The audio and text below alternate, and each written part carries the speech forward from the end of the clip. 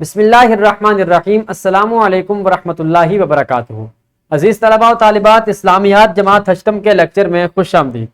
پیارے بچوں، آج ہم یونٹ نمبر 6.6 جو کہ مسلم فاتحین سے متعلق ہے، اس کا دوسرا لیکچر پڑھنے جا رہے ہیں۔ حاصلات تعلم آپ کے سامنے ہیں کہ غلبہ اسلام کے لیے مسلم فاتحین کے کردار سے آگاہ ہو سکیں، فاتحین کے حالات زندگی سے ان کے اعلیٰ کردار کے مختلف پہلوؤں سے واقفیت حاصل کر سکیں، بیت المقدس کی فتح میں سلطان صلاح الدین ایوبی کے کردار کا جائزہ لے سکیں، قسطنطنیہ کی فتح کے تناظر میں سلطان محمد فاتح کے کردار کا جائزہ لے سکیں، ان کی بہادری اور عزم و ہمت سے سبق حاصل کر کے اپنے اندر یہ اوصاف پیدا کر سکیں۔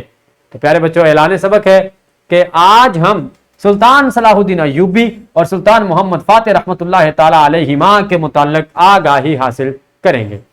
عزیز طلباء و طالبات، سلطان صلاح الدین ایوبی رحمۃ اللہ علیہ کا اصل نام یوسف تھا۔ یہ ان کا اصل نام تھا یوسف۔ سلطان صلاح الدین ایوبی کے نام سے زیادہ مشہور اور معروف ہیں۔ مصر کو فتح کرنے والی فوج میں سلطان صلاح الدین ایوبی بھی موجود تھے۔ اس فوج کے سپہ سالار آپ کے چچا تھے اور اس میں آپ بھی سپاہی بن کر موجود تھے۔ اور جب مصر فتح ہو گیا، مصر کی فتح کے بعد سلطان صلاح الدین رحمۃ اللہ علیہ کو مصر کا حاکم مقرر کر دیا گیا۔ اس سے معلوم ہوتا ہے کہ صرف فاتح نہیں تھے بلکہ منتظم بھی تھے، یعنی نظام سنبھالنے والے بھی تھے، اور مصر کا آپ کو حاکم مقرر کیا گیا۔ جب سلطان نور الدین زنگی رحمۃ اللہ علیہ کا انتقال ہوا، ان کے بعد ان کی جگہ آپ حکمران منتخب ہوئے اور یوں آپ نے بیت المقدس کو آزاد کروایا۔ یہ آپ کا کارنامہ ہے کہ آپ نے بیت المقدس کو، جو مسجد اقصیٰ ہے اور بیت المقدس ہے، اس کو غیر مسلموں کے قبضے سے آزاد کروایا اور آپ نے وہاں پہ اسلام کا پرچم بلند کیا۔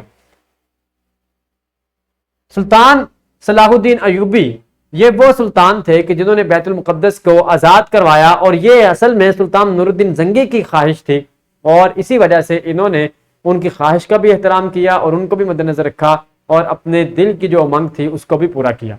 سلطان محمد فاتح رحمۃ اللہ علیہ کو سلطان محمد الثانی کے نام سے بھی جانا جاتا ہے۔ یہ ان کا دوسرا نام ہے سلطان محمد الثانی، ویسے یہ سلطان محمد فاتح ہیں اور اسی نام سے زیادہ معروف ہیں۔ آپ رحمۃ اللہ علیہ نے 21 سال کی عمر میں قسطنطنیہ فتح کر کے بازنطینی حکومت کا خاتمہ کر دیا، اور اس فتح کی خوشخبری آپ صلی اللہ علیہ وآلہ وسلم نے دی تھی کہ جو پہلا لشکر قسطنطنیہ کو فتح کرے گا، فرمایا آپ نے اس کے امیر کے لیے اور ان لشکریوں کے لیے دعائے خیر فرمائی تھی، اور یہ سلطان محمد فاتح وہ ہیں جنہوں نے قسطنطنیہ کو فتح کیا۔ قسطنطنیہ کی فتح کے بعد آپ کو الفاتح کا لقب دیا گیا۔ آپ سلطنت عثمانیہ کے 7ویں سلطان تھے، اسی وجہ سے آپ کو الفاتح کہا جاتا ہے، کیونکہ آپ نے قسطنطنیہ کو فتح کیا تھا۔ اور یہ قسطنطنیہ کا آج کل جو نام ہے وہ استنبول ہے، اور یہ ترکی کا شہر ہے۔ آپ رحمت اللہ علیہ اپنی قابلیت اور استعداد کے باعث بھی جانے جاتے تھے، علماء کا بڑا احترام کرتے تھے، اہل فن کی بڑی عزت کیا کرتے تھے، اور یہی وجہ ہے کہ آپ کے دربار میں اکثر علماء اور فقہاء جو ہے وہ موجود ہوا کرتے تھے۔ مسلم فاتحین نے ہر میدان میں عزم و ہمت اور بہادری و جوانمردی کی داستان رقم کی، اور اسلام کی سربلندی کے لیے ہر ممکن کوششوں سے ان مسلم فاتحین نے ہر ممکن کوششوں کو اسلام کی سربلندی کے لیے سر انجام دیا۔ پیارے بچوں، آئیے اب ہم کتاب کی جانب بڑھتے ہیں اور کتاب سے سلطان صلاح الدین ایوبی اور سلطان محمد فاتح کی شخصیات کو سمجھنے کے لیے اقتباسات کا مطالعہ کرتے ہیں۔ گزارش کروں گا اساتذہ کرام سے ویڈیو کو روک دیجئے، پہلے بچوں سے ان اقتباسات کا مطالعہ کروا لیجیے۔ خوش آمدید۔ یقیناً آپ بچوں نے ان اقتباسات کا مطالعہ کیا ہوگا، اور آپ نے سلطان صلاح الدین ایوبی اور سلطان محمد فاتح، سلطان صلاح الدین ایوبی کی فتح بیت المقدس، سلطان محمد فاتح کی فتح قسطنطنیہ کے بارے میں آگاہی حاصل کی ہوگی۔ اب آپ بچوں کے لیے سرگرمی ہے، اور وہ سرگرمی یہ ہے کہ دو دو کے جوڑوں میں تقسیم ہو کر سلطان محمد فاتح کی فتح قسطنطنیہ کے بارے میں گفتگو کریں اور اہم نکات تحریر کریں۔ گزارش کروں گا اساتذہ کرام سے ویڈیو کو روک کر پہلے بچوں سے سرگرمی کو مکمل کروا لیں۔ خوش آمدید۔ یقیناً آپ بچوں نے سرگرمی کے بدولت فتح قسطنطنیہ کے مزید احوال سے بھی واقفیت حاصل کی ہوگی۔ پیارے بچوں، آئیے اب ہم سبق کا اعادہ کر لیتے ہیں، سبق کو دہرا لیتے ہیں۔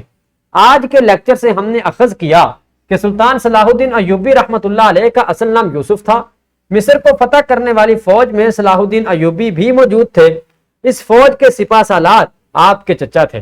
مصر کی فتح کے بعد سلطان صلاح الدین رحمۃ اللہ علیہ کو مصر کا حاکم مقرر کیا گیا۔ سلطان نور الدین زنگی رحمۃ اللہ علیہ کے انتقال کے بعد آپ ان کی جگہ حکمران منتخب ہوئے اور یوں آپ نے بیت المقدس کو آزاد کروایا۔ سلطان محمد فاتح رحمۃ اللہ علیہ کو سلطان محمد الثانی کے نام سے بھی جانا جاتا ہے۔ آپ رحمۃ اللہ علیہ نے 21 سال کی عمر میں قسطنطنیہ فتح کر کے بازنطینی حکومت کا خاتمہ کر دیا۔ قسطنطنیہ کی فتح کے بعد آپ کو الفاتح کا لقب دیا گیا۔ آپ رحمۃ اللہ علیہ سلطنت عثمانیہ کے 7ویں سلطان تھے۔ آپ رحمۃ اللہ علیہ اپنی قابلیت اور استعداد کے باعث بھی جانے جاتے تھے۔ مسلم فاتحین نے ہر میدان میں عزم و ہمت اور بہادری و جوانمردی کی داستانیں رقم کی۔ عزیز طلباء و طالبات، یہ تھی ہمارے آج کے لیکچر کے متعلق چند بنیادی باتیں جو آپ کے سامنے پیش کی گئی۔ اس کے ساتھ ہی مجھے اجازت دیجیے، آپ سے ملاقات ہوگی اگلے لیکچر میں۔ اللہ حافظ۔